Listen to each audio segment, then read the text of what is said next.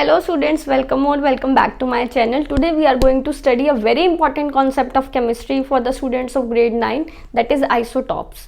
Okay, isotopes क्या होते हैं? Isotopes वो species होते हैं, जैसे अगर हम बात करें हाइड्रोजन की, ठीक है, this is a ordinary hydrogen atom. Ordinary hydrogen atom का एटॉमिक नंबर भी 1 होता है और मास नंबर भी 1 होता है.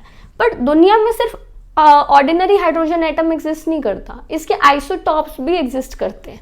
अब आइसोटॉप्स क्या हैं? आइसोटॉप्स वो स्पीशीज हैं जिनका एटॉमिक नंबर तो सेम हो बट जो मास नंबर है वो डिफरेंट. राइट. अब जैसे ये हाइड्रोजन का ऑर्डिनरी एटम है, इसी तरीके से हाइड्रोजन के और भी आइसोटॉप होते हैं जिनका सबका एटॉमिक नंबर सेम हो, तीनों का एटॉमिक नंबर सेम है 1 1 1, बट इनका मास नंबर डिफरेंट है.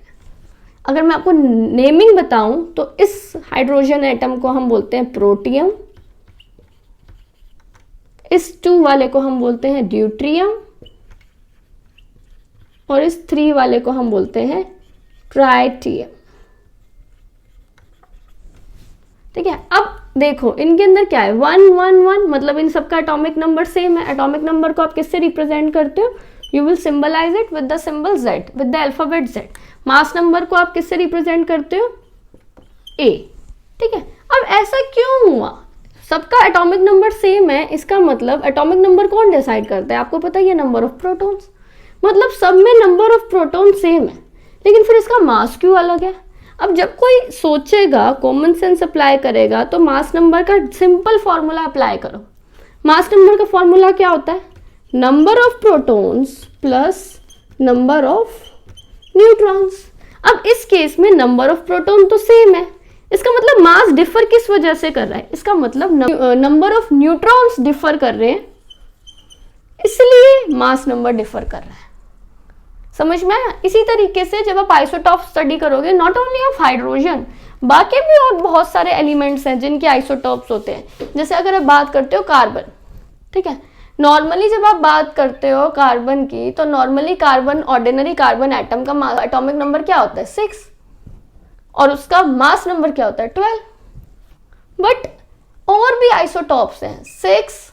अब देखो, आपको सबको पता है कि आइसोटॉप है अगर, तो सबका एटॉमिक नंबर जो है वो सेम होगा, बस मास नंबर डिफरेंट होगा. तो इसका मास नंबर क्या है? 12. ऑर्डिनरी वाली का क्या है? 12. इसका हो जाएगा 13, इसका हो जाएगा 14. ओके. इसी तरीके से नियॉन के भी आइसोटॉप है.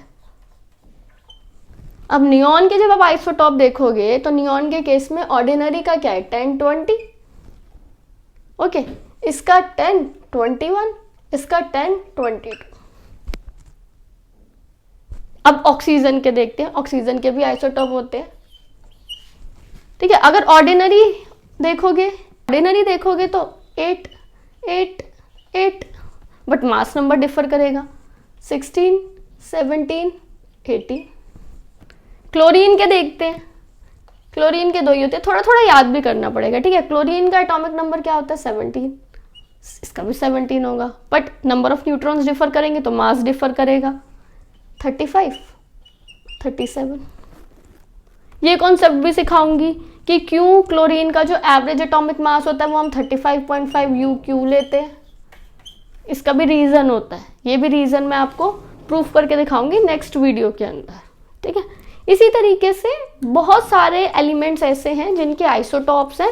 And even though the main thing is कि अब आप देखो, जब इनमें प्रोटॉन्स का नंबर सेम है but number of neutron differ कर रहा है, अगर हम कैलकुलेट करें इसमें नंबर ऑफ न्यूट्रॉन कितना होगा? Mass number minus number of proton. अब इसका मास नंबर 1 है, नंबर ऑफ प्रोटॉन भी 1 है, तो 1 - 1 0. मतलब ऑर्डिनरी हाइड्रोजन एटम के अंदर कोई न्यूट्रॉन नहीं है. ड्यूट्रियम में कैलकुलेट करते हैं 2 - 1, कितने एक्स्ट्रा न्यूट्रॉन है? 1. ट्राइटियम में करते हैं, मास नंबर है 3, नंबर ऑफ प्रोटॉन है 1, नंबर ऑफ न्यूट्रॉन कितने हो गए? 2. इसका मतलब इसके पास 2 एक्स्ट्रा न्यूट्रॉन है, इसके पास 1 एक्स्ट्रा न्यूट्रॉन है, इसके पास न्यूट्रॉन है ही नहीं. अब आप खुद सोचो, जिसके पास एक्स्ट्रा न्यूट्रॉन है इसका मतलब उसके पास एक्स्ट्रा न्यूक्लियर एनर्जी है. जिसके पास एक्स्ट्रा न्यूक्लियर एनर्जी है क्या वो स्टेबल होगा या अनस्टेबल होगा?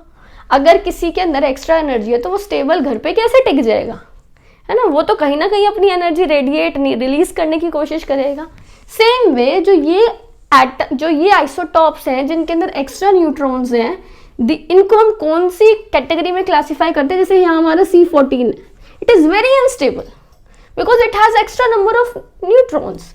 इसमें आप देखोगे न्यूट्रॉन्स कितने हैं 6, इसमें आप देखोगे न्यूट्रॉन्स कितने हैं 7, इसमें आप देखोगे न्यूट्रॉन्स कितने हैं 8। ओके, जब एक्स्ट्रा न्यूट्रॉन्स हैं तो इसके अंदर एनर्जी भी ज्यादा होगी, इसलिए हम इनको बोलते हैं unstable isotopes. These are radio active isotopes, जिनको आप रेडियो आइसोटॉप्स भी बोल सकते हैं। Why we are calling them as an radio isotope? Because they are radiating energy, they are radiating the radiations. Why? Because they are having extra neutrons in them. Okay, so this is the reason, and there are so many applications of these isotopes as well, which we will share in the next video. Okay, तो next video में हम इसकी application discuss करेंगे। आज के लिए इतना ही। I'll see you in my next video. Keep supporting.